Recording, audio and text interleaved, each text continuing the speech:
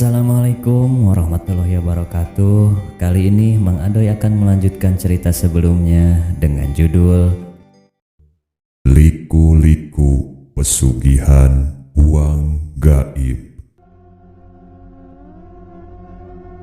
Akhirnya pulanglah mereka ke rumah masing-masing dengan harapan besar karena uang sudah mereka pegang. Jumat minggu depannya mereka kembali melaksanakan ritual di tempat semula. Bedanya kali ini mereka hanya berjumlah 7 orang karena Mbah Anu datang sendiri tanpa didampingi muridnya. Sama seperti ritual pertama, kali ini pun mereka menghabiskan dana yang cukup banyak, yaitu sebesar 25 juta rupiah sebagai syarat untuk membeli sesaji. Setelah ritual selesai dijalankan, kali ini mereka mendapat tambahan 3 kardus uang lagi, sehingga total menjadi 4 kardus yang mereka dapatkan. Tapi alangkah kecewanya, karena seperti ritual pertama, kali ini pun uang-uang tersebut belum boleh dipakai. Mbah Anu mengatakan bahwa goib yang dimintai bantuannya tetap minta tebusan nyawa, karena 3 orang di antara mereka punya hati dan niat jelek. Mbah Anu akhirnya meminta 3 orang yang dianggap berhati jelek untuk mundur dari kelompok tersebut. Setelah berdebat cukup lama, ketiga orang yang disuruh mundur tersebut bersedia, dengan catatan uang urunan mereka dikembalikan seutuhnya. Akhirnya Roman, Pak Nanang, dan Pak Didin terpaksa mengumpulkan uang dari kantong mereka.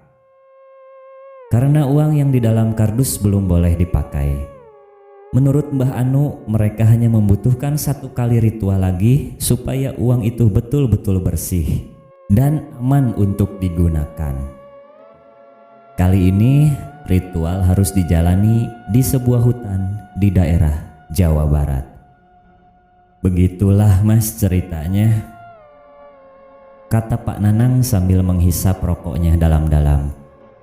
Maksud kami datang ke sini mau mengajak kerjasama Mas untuk mendanai kebutuhan ritual terakhir. Nanti kalau sudah selesai kami kembalikan 5 kali lipatnya. Mendengar uraian Pak Nanang tersebut, aku tersenyum. Memang berapa uang yang dibutuhkan? Tanyaku pada Roman. Perkiraan kami lumayan besar Mas, sekitar 50 jutaan karena perjalanan akan memakan waktu sekitar 3 hari. Sehingga butuh sewa kendaraan, bensin, sewa hotel, makan, dan yang terbesar tentu saja biaya sesajen. Karena harus membeli Elizabeth Arden lagi, jawab Roman. Pak Didin yang dari tadi diam kemudian menimpali. Iya Mas, kami sudah kehabisan uang untuk ritual yang lalu dan biaya lain-lain. Kalau perlu pengembaliannya nanti saya tambahin Mas dari jatah saya. Kalau tidak diteruskan juga sayang kan Mas, tinggal sekali ritual lagi, katanya dengan serius. Kenapa tidak pinjam ke bank saja? Jaminan kan ada sertifikat. Pengembalian juga nanti lebih murah, kataku memberi usulan. Susah Mas, prosedurnya itu yang memakan waktu lama, mana istri saya juga belum tentu mau menandatangani pinjaman, jawab Pak Nanang merespon usulku. Penulis terdiam mendengar jawaban Pak Nanang. Dalam hati sebenarnya penulis tidak mau bekerja sama, apalagi meminjamkan uang untuk hal yang belum pasti seperti itu. Soalnya bukan apa-apa, berdasarkan pengalaman sudah berpuluh orang yang tertipu dengan praktek semacam itu. Ujung-ujungnya paranormal menghilang entah kemana, uang ikut amblas. Begini, saya minta maaf sebelumnya, untuk saat ini saya tidak memiliki uang sebesar itu.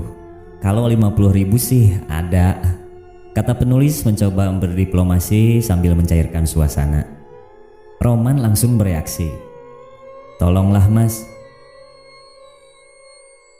ini kami sudah terlanjur keluar uang terlalu banyak. Bahkan Sebagian uang saya pakai adalah uang perusahaan yang harus dikembalikan akhir bulan ini. Kalau sampai ritual terakhir ini tidak dijalankan, bisa-bisa saya dipecat, Mas. Tolonglah, Mas, katanya dengan nada memelas. Kasihan juga mendengar rengekannya. Lalu dengan harapan supaya mereka cepat pergi, penulis mencoba memberi harapan. Begini saja, ritual kan masih seminggu lagi. Besok saya akan coba pinjam di koperasi. Kalau uangnya ada, nanti saya pinjamkan atas nama saya dengan jaminan sertifikat tersebut. Mendengar itu, mereka bertiga tampak seperti lega. Terima kasih, Mas. Kalau begitu, sertifikatnya disimpan di sini saja, biar besok gampang kalau diperlukan, kata Pak Nanang. Tidak usah, Pak, sertifikatnya dibawa saja dulu. Nanti kalau diperlukan saya kabari melalui Roman, jawab penulis. Akhirnya setelah ngobrol agak panjang, mereka pun berpamitan. Sebelum pulang, penulis menitipkan uang untuk anak-anak Roman. Man, ini untuk jajan anak-anak. Awas, harus sampai ke anak-anak. Jangan untuk keperluan ritual-ritualan. Kalau perlu, ya ambillah sebagian untuk beli pulsa. Pesan penulis pada Roman. Terima kasih, Mas. Pasti saya sampaikan buat anak-anak, soalnya takut kualat, kata Roman sambil menerima uang titipanku. Esok harinya penulis menelepon Roman dan meminta maaf padanya dengan mengatakan bahwa uang di koperasi lagi kosong, jadi tidak bisa memberikan pinjaman. Di telepon, Roman tetap merengek-rengek minta bantuan. Dengan tegas penulis tetap menolaknya dengan mengatakan bahwa kasus seperti itu banyak terjadi, tapi penulis belum pernah menemui orang yang bisa menikmati hasilnya. Walaupun uang atau benda tersebut sudah berwujud, biasanya sang paranormal selalu mengatakan belum bisa dipakai dengan alasan bermacam-macam. Yang terjadi adalah ritual terus-menerus, dan itu artinya memerlukan biaya yang terus-menerus pula. Penulis bahkan kenal satu orang ibu yang satu buah mobilnya digadaikan dan akhirnya diceraikan oleh suaminya karena Innovanya hilang. Hasilnya nol. Sang paranormal berikut kelompoknya raib entah kemana. Penjelasanku membuat Roman penasaran sehingga dia minta untuk bertemu. Sore harinya kami bertemu di rumah Roman, sekalian ingin melihat kardus yang katanya berisi uang itu. Mari, Mas, kita ke kamar belakang saja. Di sana saya menyimpan kardus-kardus itu, kata Roman begitu aku sampai di rumahnya. Kami berdua menuju kamar belakang. Setelah pintu dibuka, nampak keadaan kamar tersebut gelap gulita. Mbah Anu melarang menyalakan lampu kamar ini selama kardus disimpan di sini, Mas, kata Roman. Kenapa? Tanya penulis penasaran. Tidak tahu ya, Mas. Yang jelas sejak kardus-kardus itu disimpan di sini, beberapa kali istriku mendengar suara-suara aneh dari kamar ini. Lalu si Alvin, anakku yang paling kecil, sering sekali mengatakan melihat orang tinggi besar berdiri di depan pintu kamar, terang Roman. Lalu bagaimana aku bisa melihat kardus-kardus itu? Lawang kamarnya saja gelap begitu, tanyaku padanya. Gampang, Mas. Nanti saya ambilkan saja 1 atau 2 kardus, kata Roman sambil masuk ke kamar. Beberapa saat kemudian dia keluar lagi dengan menenteng kardus yang dibungkus oleh selembar kain putih. Katanya kardus itu dibungkus oleh Mbah Anu dan tidak boleh ada yang membukanya kalau tidak mau ada resiko. Karena penasaran ingin melihat isinya, kemudian penulis bertanya, "Kamu mengizinkan tidak kalau aku membuka bungkusan kardus itu dan melihat isinya?"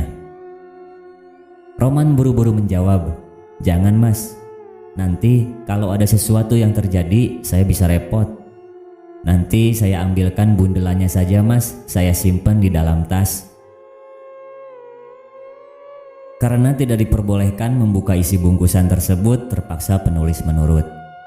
Setelah Roman mengembalikan kardus ke tempatnya semula, kami kemudian berpindah tempat ke ruang depan. Roman mulai menunjukkan setumpuk bundelan atau pita kertas yang biasa digunakan untuk mengikat uang di bank. Lak-lakan itu memang nampak asli, lengkap dengan tulisan serta logo Bank Rakyat Indonesia dan jumlah uang dengan nominal 10 juta rupiah. Total lak-lakan ini ada 530 mas, tinggal dihitung saja, kalikan 10 juta. Itu jumlah uang seluruhnya. Karena itulah kami sangat bersemangat untuk menuntaskan ritual terakhir ini. Tolong bantu pinjamannya ya mas, kata Roman menerangkan sambil tetap berusaha merayuku. Sambil tersenyum penulis berkata, "Kamu kenal Bu Dewi kan?" "Bu Dewi yang sudah diceraikan suaminya itu mas?" "Iya." "Kamu tahu kenapa dia diceraikan?" "Katanya sih karena Bu Dewi punya banyak utang tanpa sepengetahuan suaminya." "Betul," kata penulis tegas. Lalu penulis ceritakan semua yang dialami Ibu Dewi. Sebenarnya Bu Dewi itu banyak utang karena tertarik dengan penarikan uang goib. Dia dibawa oleh temannya ke satu tempat dan di rumah itu dia ditunjukkan uang sekamar penuh. Sekamar penuh man, bukan hanya 4 kardus. Kata pemilik rumah yang ternyata dukun itu, dia baru bisa diperbolehkan menggunakan uang kalau ada yang sanggup menyediakan persyaratan yang harganya selangit. Melihat uang sebanyak itu, siapa yang tidak tertarik? Akhirnya Bu Dewi membiayai seluruh proses ritual bahkan sampai menggadaikan Innovanya. Namun berkali-kali ritual, berkali-kali pula alasan yang dikemukakan sang dukun yang mengatakan bahwa uang itu belum bisa digunakan. Saking jengkelnya, Bu Dewi kemudian mengajak temannya yang seorang tentara untuk menemui sang dukun. Oleh tentara itu, sang dukun dipaksa membuka kamar tempat di mana pertama kali Bu Dewi melihat uang tersebut. Apa yang terjadi? Kosong man. Di dalam kamar itu tidak ada apa-apa. Hanya ada satu ranjang reot. Setelah dipaksa untuk mengatakan yang sebenarnya, barulah dukun itu mengaku bahwa sebenarnya memang uang itu tidak ada. Waktu Bu Dewi melihat kamar itu penuh uang, itu hanya halusinasi Bu Dewi saja yang memang sengaja dibuat oleh sang dukun. Bu Dewi sangat marah dan terpukul mendengar pengakuan sang dukun, padahal dia sudah berhutang ke sana kemari untuk biaya ritual. Saking marahnya, Bu Dewi meminta temannya menghadiahkan timah panas di kaki sang dukun. Sang dukun diam saja, ketakutan dan kesakitan merasakan tembakan di kakinya. Aku mendengar cerita itu langsung dari sang tentara temannya Bu Dewi itu. Namanya Pak Granat. Dia sangat akrab denganku karena beberapa kali aku pernah meminta bantuannya. Mendengar cerita itu, Roman terdiam sejenak, kemudian dia berkata, "Baiklah, kalau sampai dalam ritual kali ini pun kami belum bisa menggunakan uang tersebut, aku akan berhenti. Kalau Pak Nanang dan Pak Didin, aku tidak tahu." Penulis sangat gembira mendengar keputusan Roman. "Syukurlah kalau begitu. Kamu percaya saja sama masmu ini. Harta dan kekayaan yang sifatnya goib itu tidak mungkin didapatkan secara gratisan. Pasti meminta tumbal. Jadi jangan pernah mau melakukan itu. Karena itu perbuatan yang dilaknat Allah."